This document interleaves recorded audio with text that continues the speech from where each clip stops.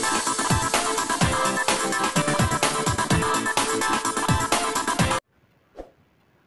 My dear friend and my dear student, आप सभी लोगों का मेरे YouTube channel political science by doctor Anand Singh में स्वागत है। पिछले वीडियो मैंने आप सभी लोगों को तुलनात्मक शासन एवं राजनीति के अंतर्गत 7th यूनिट से चीन की शासन प्रणाली के बारे में बताया था। पिछले वीडियो में बताया था आप लोगों को राष्ट्रीय जनवादी कांग्रेस क्या होती है, राष्ट्रपति का चुनाव कैसे होता है, चीनी राष्ट्रपति का चुनाव कैसे होता है, अस्थाई समिति, चीन की अस्थाई समिति क्या है और चीन की राज्य परिषद क्या है। इस वीडियो में आप लोगों को चीन की न्यायपालिका के बारे में बताने जा रहा हूं। तो आइए चलते हैं चीन की न्यायपालिका की तरफ। जैसा कि चीन की न्यायपालिका भारत, ब्रिटेन, अमेरिका की न्यायिक प्रणाली से बिल्कुल भिन्न है। तो चीन के 1982 के संविधान के अंतर्गत भी चीन की न्यायपालिका को संवैधानिक स्थिति प्रदान की गई है, परंतु उसको उतनी शक्तियां नहीं दी गई हैं जितनी शक्तियां भारत में, अमेरिका में और ब्रिटेन में प्राप्त है। वो अमेरिका की जो न्यायपालिका है वह न्यायपालिका तो शासन का तीसरा अंग है, लेकिन वह जन कांग्रेस के प्रति उत्तरदायी है, राष्ट्रीय जनवादी कांग्रेस के प्रति उत्तरदायी है, उसका स्वतंत्र अस्तित्व नहीं है। तो आइए हम देखते हैं चीन की न्यायिक व्यवस्था की विशेषताएं। न्यायपालिका की सीमित स्वतंत्रता। न्यायपालिका को जो स्वतंत्रता प्राप्त होती है वह काफ़ी सीमित होती है। यानी कि चीन की जो न्यायपालिका होती है वह एनपीसी द्वारा निर्मित कानूनों का पालन करती है। किसका? NPC, national people's of congress. National people's of congress जो नियम बनाती है उसी नियमों का पालन यह सुनिश्चित कराती है और उसी नियमों के अधीन चीन की न्यायपालिका होती है। सर्वोच्च जन न्यायालय या सर्वोच्च न्यायालय उसी नियमों के अधीन कार्य करता है और एनपीसी के कानूनों के अधीन, अधिनियमों के अधीन ही यह शक्तियां ग्रहण करती है।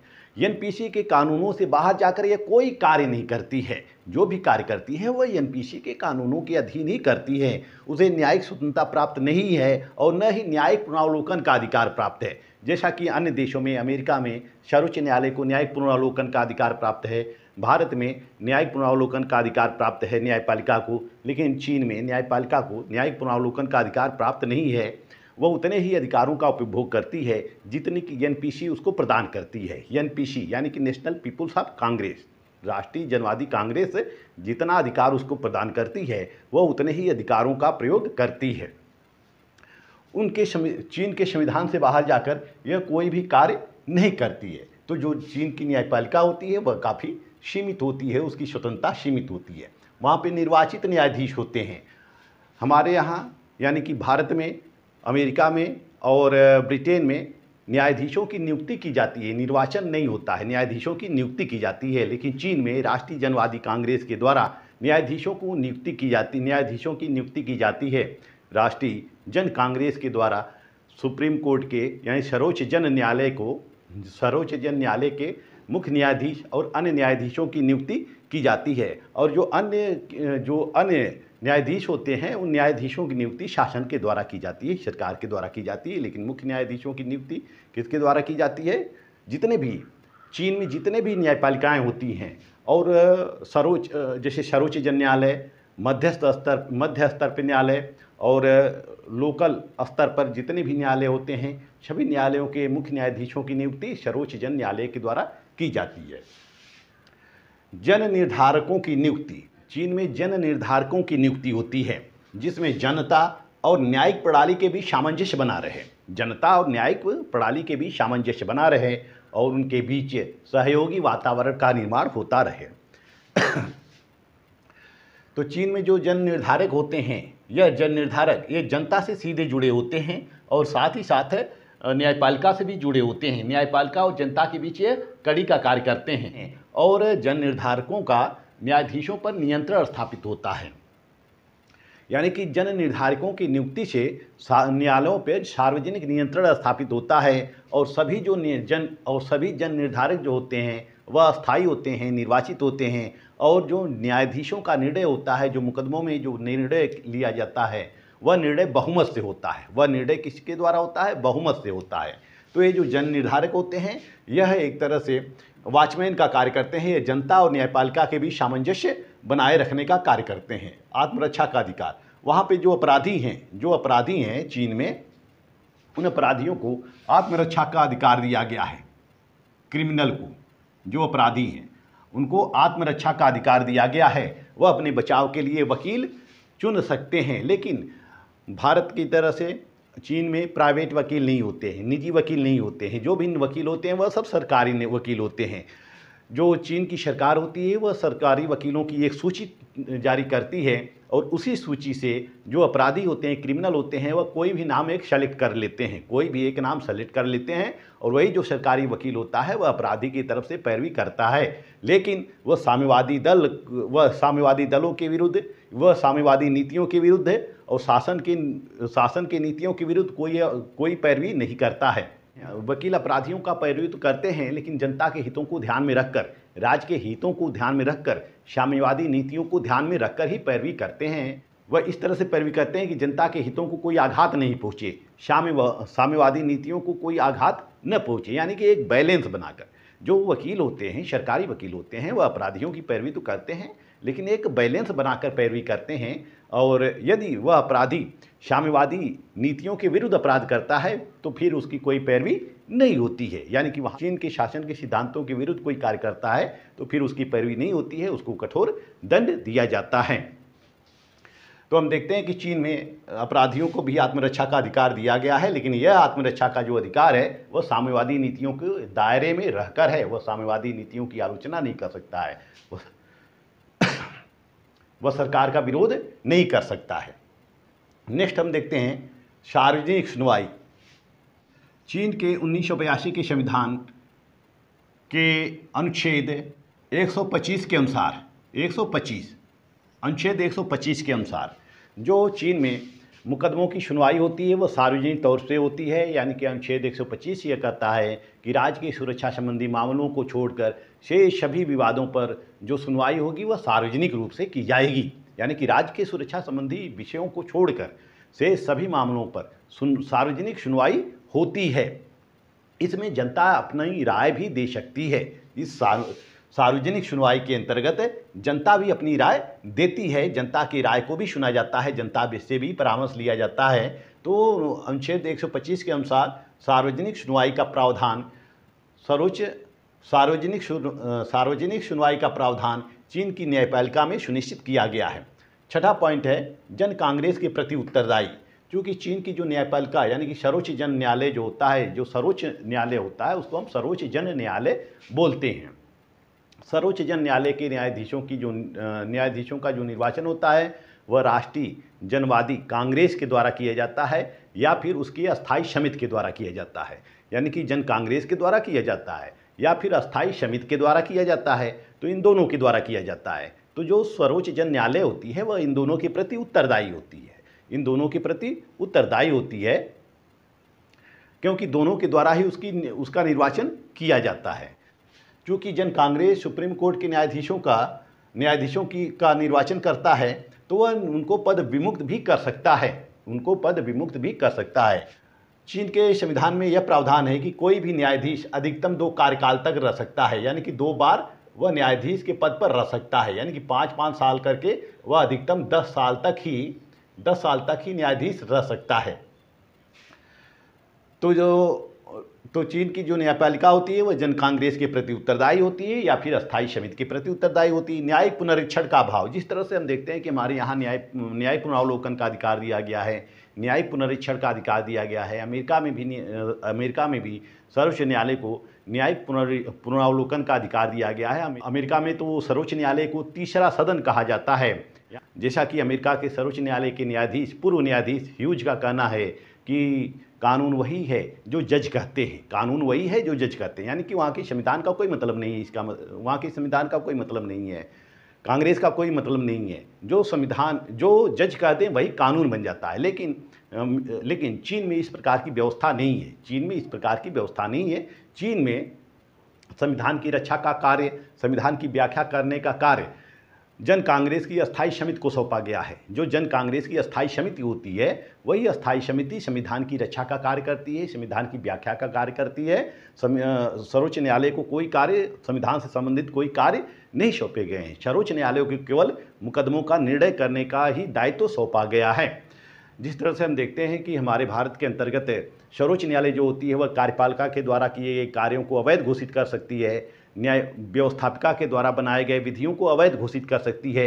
यानी कि सर्वोच्च न्यायालय संविधान का रक्षक होती है, संविधान का संरक्षक होती है। सर्वोच्च न्यायालय यह देखती है कि कार्यपालिका और व्यवस्थापिका विधि के अनुरूप कार्य कर रहे हैं कि नहीं कर रहे हैं। यदि वह विधि के अनुरूप कार्य नहीं कर रहे होते हैं तो उनके कार्यों को या उनकी नीतियों को अवैध घोषित किया जा सकता है। लेकिन चीन के अंतर्गत सर्वोच्च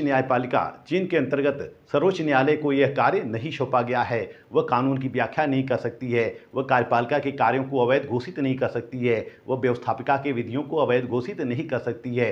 ये सब कार्य यानी कि संविधान संबंधी जितने भी दायित्व होते हैं वह सब अस्थायी समिति को सौंपा गया है। तो इस तरह से जो न्यायपालिका होती है चीन की, उसको न्याय पुनरीक्षण का अधिकार नहीं दिया गया है। 8वां पॉइंट है न्यायाधीशों का अल्प कार्यकाल। जैसा कि अन्य देशों में हम देखते हैं कि एक बार न्यायाधीश हो जाने के पश्चात वह सदैव न्यायाधीश बने रहते हैं। जैसे अमेरिका में हम देख सकते हैं कि कोई व्यक्ति एक बार न्यायाधीश के पद पर नियुक्त हो जाता है तो वह आजीवन न्यायाधीश के पद पर बना रहता है। यानी कि अमेरिका का जो न्यायाधीश होता है, सर्वोच्च न्यायालय का जो न्यायाधीश होता है, वह 70 वर्ष के पश्चात स्वेच्छा से त्यागपत्र दे सकता है। बाध्यता नहीं है कि वह त्यागपत्र दे ही दे, वह 70 व 75 वर्ष तक हो सकता है, 80 वर्ष तक हो सकता है। इसी तरह से ब्रिटेन में हम देख सकते हैं कि जो न्यायाधीशों का कार्यकाल होता है वह 75 वर्ष तक होता है। यानी कि वह जब नियुक्त होते हैं तो नियुक्ति से 75 वर्ष तक वह कार्य करते रहते हैं। भारत में हम देखते हैं कि 62 वर्ष है, 65 वर्ष है। लेकिन चीन में हम देखते हैं कि वह केवल 2 कार्यकाल रह सकते हैं। यानी कि उनका जो निर्वाचन होता है वह केवल 2 ही बार हो सकता है। जन कांग्रेस, राष्ट्रीय जनवादी कांग्रेस केवल 2 ही बार उनको निर्वाचित करती है, तीसरी बार उनको निर्वाचित नहीं करती है। तो इस तरह से चीन में न्यायाधीशों का अल्प कार्यकाल होता है। इस तरह से हम देखते हैं कि चीन के सर्वोच्च जन न्यायालय के न्यायाधीशों का अल्प कार्यकाल होता है, वह अधिकतम 10 वर्ष तक हो सकते हैं। तो इस प्रकार हम देखते हैं कि चीन की जो न्यायपालिका होती है, उन न्यायपालिका के जजों का या न्यायाधीशों का निर्वाचन किया जाता है। किसके द्वारा? राष्ट्रीय जन कांग्रेस के द्वारा निर्वाचन किया जाता है। और उनकी न्यायपालिका के पास कोई स्वतंत्रता नहीं होती है, वह जन कांग्रेस के द्वारा बनाए गए नीतियों को पालन कराते रहते हैं। जो नीतियां या अधिनियम या नियम या कानून जन कांग्रेस ने निर्धारित कर दिया है, उसी के अनुसार वह मुकदमे सुनते रहते हैं और उसी का पालन कराना सुनिश्चित कराते हैं।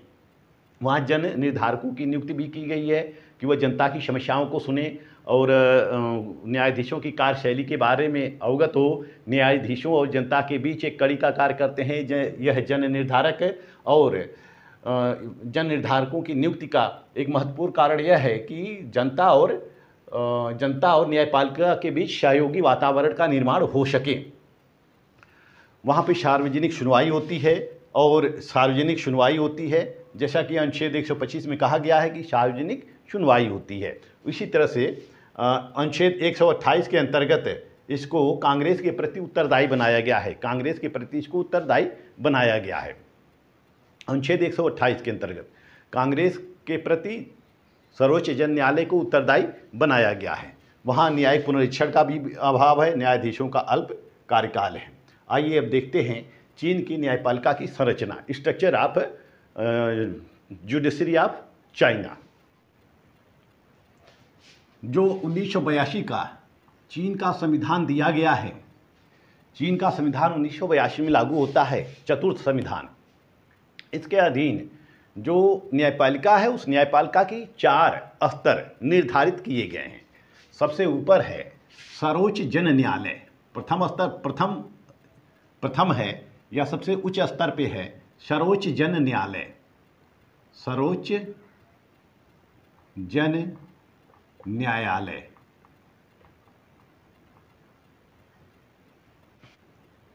Supreme people's court. Supreme people's court इसको कहते हैं, सर्वोच्च जन न्यायालय कहते हैं। इसको हम एसपीसी भी कहते हैं, एसपीसी कहते हैं। यह जो है सर्वोच्च जन न्यायालय, यह चीन की राजधानी बीजिंग में स्थित है। यह चीन की राजधानी बीजिंग में स्थित है। पूरे चीन के लिए एक सुप्रीम कोर्ट है, सर्वोच्च जन न्यायालय, एक ही सुप्रीम कोर्ट है। यह अपने अधीनस्थ जितने भी न्यायालय होते हैं सबके फौजदारी मामलों पर, दीवानी मामलों पर अंतिम अपील की जाती है इस सर्वोच्च जन न्यायालय में। इसमें एक अध्यक्ष होता है और उपाध्यक्ष होते हैं, बाकी अन्य न्यायाधीश होते हैं।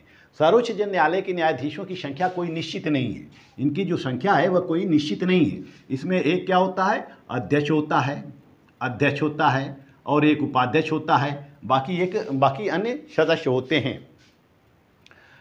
सर्वोच्च जन न्यायालय के न्यायाधीशों की नियुक्ति जो की जाती है वह अस्थायी समिति, राष्ट्रीय जन कांग्रेस के अस्थायी समिति के द्वारा की जाती है। अस्थायी समिति ही अध्यक्ष की नियुक्ति करती है और अन्य न्यायाधीशों की नियुक्ति करती है। तो इनकी नियुक्ति जन कांग्रेस के द्वारा या अस्थायी समिति के द्वारा की जाती है। और यह जो सर्वोच्च जन न्यायालय है, यह सर्वोच्च जन न्यायालय विभिन्न जितने भी विधि संबंधी विवाद होते हैं उस पर अंतिम निर्णय देती है। पूरे चीन के लिए अंतिम निर्णय देती है। सेकेंड लेवल पर है स्थानीय जन न्यायालय। स्थानीय जन न्यायालय, यह स्थानीय जन न्यायालय जो होता है यह राज्य स्तर पे होता है, यानी कि लोकल पीपुल्स कोर्ट, इसको हम कहते हैं local people court, local people's court. यह सभी प्रांतों में होता है, केंद्र शासित सभी प्रांतों में होता है, सभी राज्यों में होता है, सभी स्वायत्त प्रदेशों में होता है। यह स्थानीय जन न्यायालय, इसके 3 रूप हमें देखने को मिलते हैं। स्थानीय जन न्यायालय के 3 रूप देखने को मिलते हैं। इस स्थानीय जन न्यायालय के अंतर्गत दीवानी और फौजदारी मामलों का निपटारा किया जाता है। दीवानी और फौजदारी मामलों का निपटारा किया जाता है। इस स्थानीय जन न्यायालय के भी 3 स्तर होते हैं। पहला है higher people court, higher people's court, या इसको कहते हैं उच्चतर जन न्यायालय। पहला है स्थानीय जन न्यायालय का पहला स्तर क्या है, हायर पीपुल कोर्ट, उच्चतर जन न्यायालय। यह सभी प्रांतों में स्थित होता है। जिस तरह से हमारे यहाँ हाई कोर्ट है, इसी तरह से चीन में यह हायर पीपुल कोर्ट है। हमारे यहाँ 28 राज्य और 8 केंद्र शासित प्रदेश हैं। तो पूरे भारत के लिए प्रत्येक राज्यों में या 2 से अधिक राज्यों के लिए एक हाई कोर्ट की स्थापना की गई है। इसी तरह से चूँकि चीन में 23 प्रांत हैं और 6 स्वायत्त शासित प्रदेश हैं, 4 केंद्र शासित प्रदेश हैं। यानी कि 23 प्रांत हैं, 6 स्वायत्त शासित प्रदेश हैं और 4 केंद्र शासित प्रदेश हैं। तो इस तरह से जितने भी प्रांत हैं सभी प्रांतों को मिलाकर कुल 28 राज्यों की 28 हाई कोर्टों की स्थापना की गई है। 28 हाई कोर्ट की स्थापना की गई, यानी कि पूरे चीन में जो उच्चतर जन न्यायालय है इनकी संख्या कितनी है, 28 राज्य में है। सभी राज्यों में एक एक है। केंद्र शासित प्रदेशों को किसी उच्चतर न्यायालय से संबद्ध कर दिया गया है। यह प्रांत स्तर पे होते हैं, स्वायत्त शासित क्षेत्र स्तर पे होते हैं, विशेष नगरपालिका स्तर पर होते हैं। इनकी संख्या कितनी है, 28 होती है। दूसरे स्तर पे आती है इंटरमीडिएट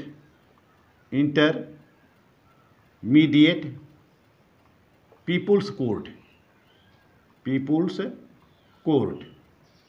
इसको हम कहते हैं मध्य जन न्यायालय।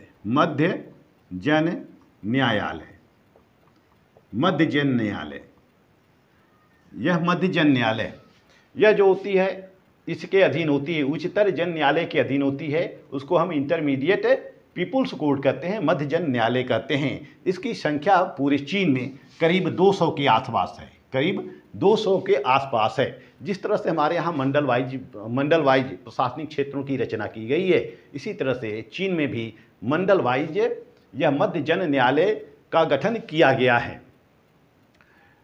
यह प्रांतों, स्वायत्त क्षेत्रों और नगरपालिका स्तर पर इनका गठन किया जाता है। प्रांत स्तर पर, स्वायत्त क्षेत्र के स्तर पर और नगरपालिका स्तर पर इनका गठन किया जाता है। जो सबसे लोअर कोर्ट होती है, निम्न स्तर पर होती है, वह होती है बेसिक पीपुल्स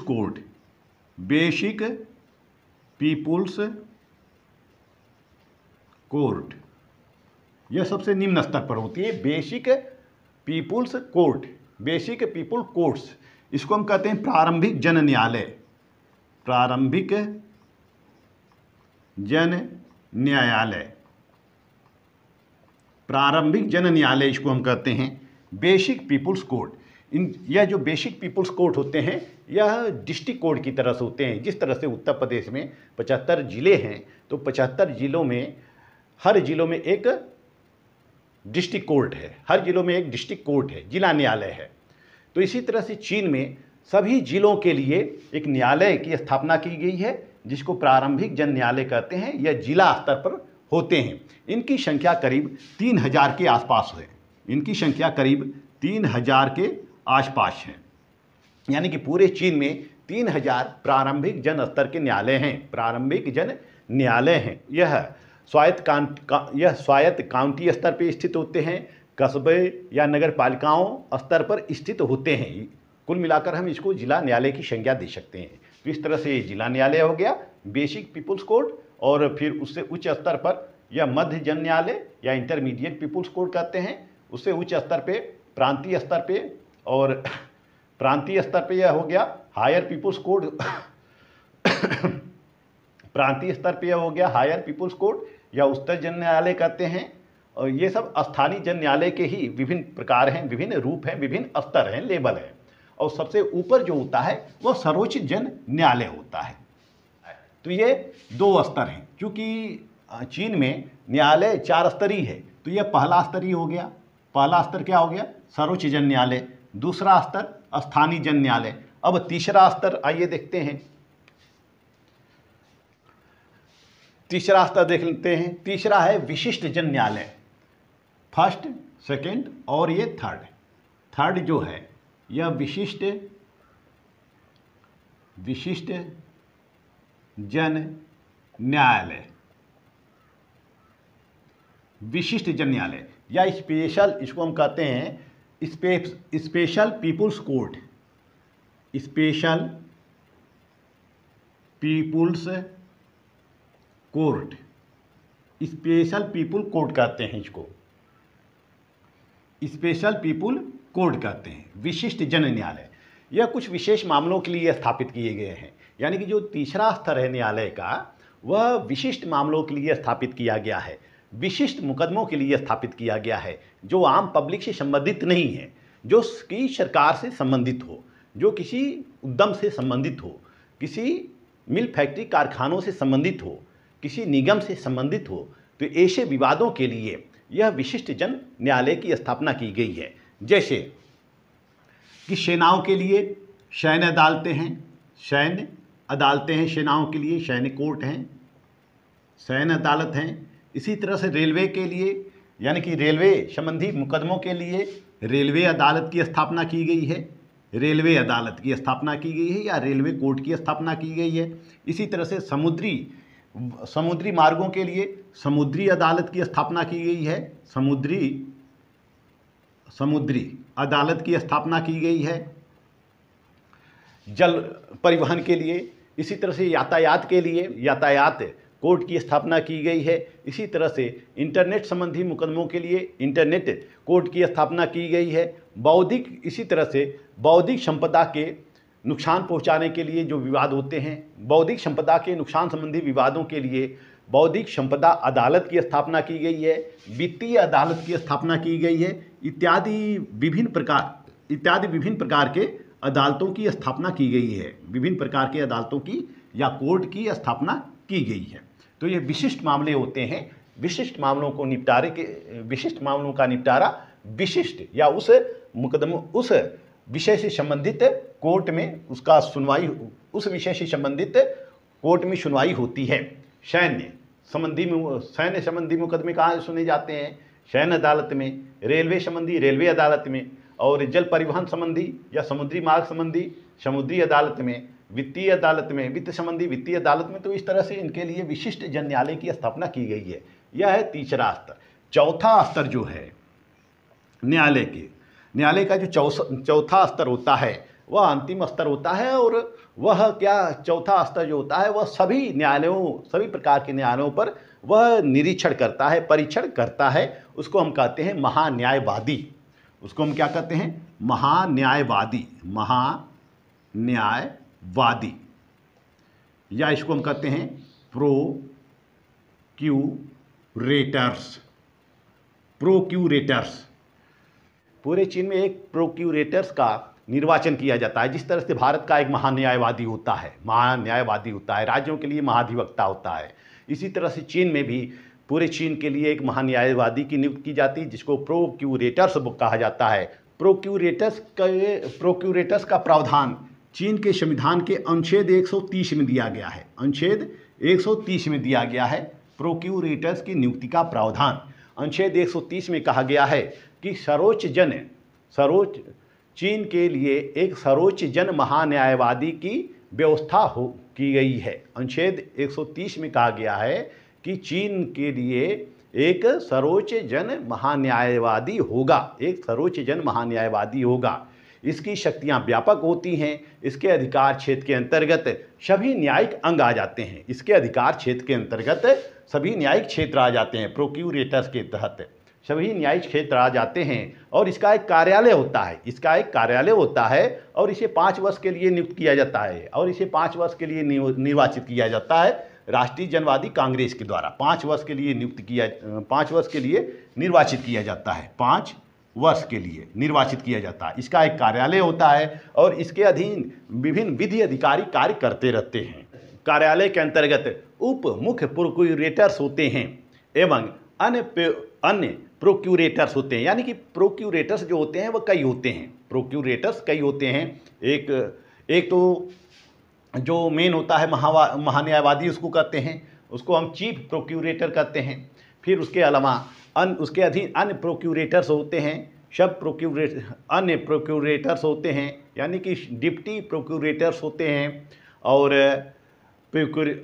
जो प्रोक्यूरेटर समिति होती है, समिति में विभिन्न सदस्य होते हैं, जो राष्ट्रीय जन कांग्रेस की अस्थायी समिति के द्वारा नियुक्त किए जाते हैं और उन्हीं के द्वारा पदच्युत किए जाते हैं। यानी कि जितने प्रोक्यूरेटर्स होते हैं वह सब किसके द्वारा नियुक्त किए जाते हैं? अस्थायी समिति के द्वारा नियुक्त किए जाते हैं। राष्ट्रीय जनवादी कांग्रेस के अस्थायी समिति के द्वारा नियुक्त किए जाते हैं, उन्हीं के द्वारा पदच्युत किए जाते हैं। यह जो महान्यायवादी होता है, यह सर्वोच्च विधि अधिकारी होता है, चीन का विधि अधिकारी होता है। इसका कार्य होता है पर्यवेक्षण करना और यह देखना कि नीचे की अदालतें ठीक ढंग से कार्य कर रही हैं कि नहीं कर रही हैं, संविधान के अनुरूप कार्य कर रही हैं कि नहीं कर रही हैं। अर्थात सर्वोच्च न्यायालय से लेकर निम्न न्यायालय तक जितने भी विधि अधिकारी होते हैं, जितने भी न्यायाधीश होते हैं, जितने भी न्यायालय होते हैं, सबके कार्यों की यह समीक्षा करता है। इसके कार्यों में कोई भी प्रशासकीय इंटरफियर नहीं होता है या अन्य किसी प्रकार का इंटरफियर नहीं होता है। जैसा कि अनुच्छेद 132 में कहा गया है, चीन के संविधान के अनुच्छेद 132 में कहा गया है,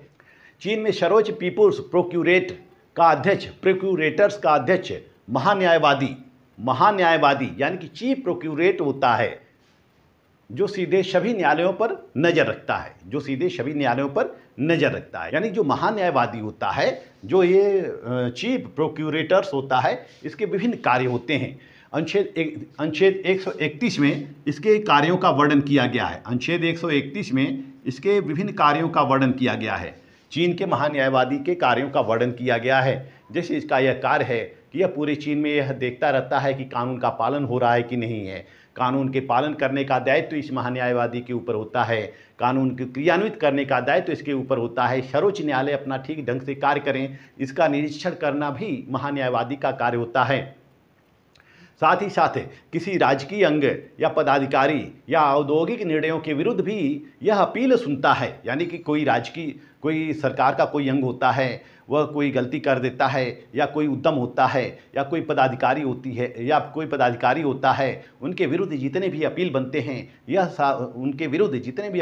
हैं, सभी अपील महान्यायवादी के द्वारा सुने जाते हैं और महान्यायवादी उनके विरुद्ध अपील दायर करता है। यानी कि जो सर्वोच्च जो पदाधिकारी होता है या राज्य का कोई अंग होता है या कोई औद्योगिक इकाइयाँ होती हैं, उनके विरुद्ध कोई केस बनते हैं तो उनके विरुद्ध यह महान्यायवादी अपील करता है, सर्वोच्च न्यायालय में अपील करता है। और उस जब अपील करता है तो वकालत भी स्वयं यह करता है। यह वकालत भी स्वयं करता है। इसके अलावा वो फौजदारी कार्यवाही की जांच पड़ताल भी करता है कि जो अपराध लगाए गए हैं, जो दोष लगाए गए हैं अपराधी के ऊपर, वह सही है या नहीं सही है। उस सही यानी कि गलत और सही की जांच करना भी इस महान्यायवादी का कार्य होता है। इसके अलावा चीन का जो महान्यायवादी होता है या चीफ प्रोक्यूरेटर्स होता है, वह न्यायालयों के निर्णयों की वैधानिकता की जांच करता है कि न्यायालय सही से निर्णय दे रहे हैं कि नहीं दे रहे हैं, कानून के अनुसार निर्णय दे रहे हैं कि नहीं दे रहे हैं। तो वह निर्णयों की जांच करता है, निर्णयों की वैधानिकता की जांच करता है और यह सुनिश्चित करता है कि सारे देश में कानून की एकरूपता बनी रहे। कानून की एकरूपता स्थापित करने का दायित्व भी यह चीफ प्रोक्यूरेटर्स पर होता है। इस तरह से चीन में जो चतुर्थ स्तर की न्यायालय होती है, महान्यायवादी होता है जिसको हम प्रोक्यूरेटर्स, चीफ प्रोक्यूरेटर्स बोलते हैं, इसका काम होता है कि संपूर्ण न्यायिक व्यवस्था पर नियंत्रण स्थापित करना। तो इस तरह से चीन की न्यायपालिका में हम 4 स्तर देख सकते हैं। एक सर्वोच्च जन न्यायालय, दूसरा है स्थानीय जन न्यायालय, तीसरा है विशिष्ट जन न्यायालय और चौथा है महान्यायवादी या चीफ प्रोक्यूरेटर्स का कार्यालय या महान्यायवादी इसको हम कहते हैं। तो इस तरह से चीन की संपूर्ण न्यायिक व्यवस्था पर साम्यवादी नीतियों का प्रभाव होता है। वो साम्यवादी नीतियों के अनुसार न्याय करती हैं। जो 1982 का संविधान है या साम्यवादी नीतियों का जो संविधान बना हुआ है, उस संविधान का पालन करना सुनिश्चित कराती हैं। जो भी साम्यवादी नीतियों के विरुद्ध कार्य करता है उसको कठोर दंड दिया जाता है। तो इस तरह से इस वीडियो में मैंने आप लोगों को चीन की न्यायपालिका की विशेषताएं और चीन की न्यायपालिका की संरचनाओं से अवगत कराया। और चीन की न्यायपालिका का जो न्यायाधीश होते हैं, उनका निर्वाचन जो होता है वह पूर्ण रूप से राष्ट्रीय जन कांग्रेस के द्वारा होता है। इसके जो क्षेत्राधिकार होते हैं वह केवल दीवानी और फौजदारी तक ही सीमित होते हैं। जितने भी दीवानी मामले होते हैं, जितने फौजदारी मामले होते हैं, सारे दीवानी और फौजदारी मामलों पर यह निर्णय करते हैं। संविधान का कोई कार्य इनके द्वारा नहीं किया जाता है। सरकार या विधायी कार्यों या विधियों की वैधानिकता का परीक्षण भी इनके द्वारा नहीं किया जाता है। ये केवल मुकदमे सुनते हैं, दीवानी और फौजदारी संबंधी विवाद होते हैं। यानी कि अपील जो होती है, जो सबसे निम्न स्तर की न्यायालय होती है, वो प्रारंभिक जन न्यायालय होती है। इसके विरुद्ध हम मध्य जन न्यायालय में करते हैं, इसके विरुद्ध उच्चतर जन न्यायालय में करते हैं, इसके विरुद्ध सर्वोच्च जन न्यायालय में अपील की जाती है। सर्वोच्च जन न्यायालय जो होता है वह अंतिम अपीली न्यायालय होता है। तो मैं आशा करता हूँ कि आप लोगों को मेरा यह वीडियो चीन का सर्वोच्च जन न्यायालय अथवा चीन की न्यायपालिका की संरचना या चीन की न्यायपालिका समझ में आ गया होगा। इसमें मैंने चीन की न्यायपालिका की संरचना के बारे में बताया है और उनके कार्य, चीन की न्यायपालिका के संरचना के बारे में बताया है, चीन की न्यायपालिका की विशेषता के बारे में बताया है। नेक्स्ट वीडियो में मैं आपको बताऊंगा अगला topic, one nation two system, यानी कि एक देश दो व्यवस्थाओं के से अवगत कराऊंगा। यह यूनिट 7 का अंतिम टॉपिक होगा। इसके पश्चात में आप लोगों को पब्लिक एडमिनिस्ट्रेशन या लोक प्रशासन शुरू करूंगा। यूनिट 5 से लोक प्रशासन में शुरू करूंगा। तो मेरा वीडियो आपको अच्छा लगे तो मेरे चैनल को लाइक, सब्सक्राइब और शेयर करते रहिए। मिलते हैं नेक्स्ट वीडियो में, तब तक के लिए धन्यवाद।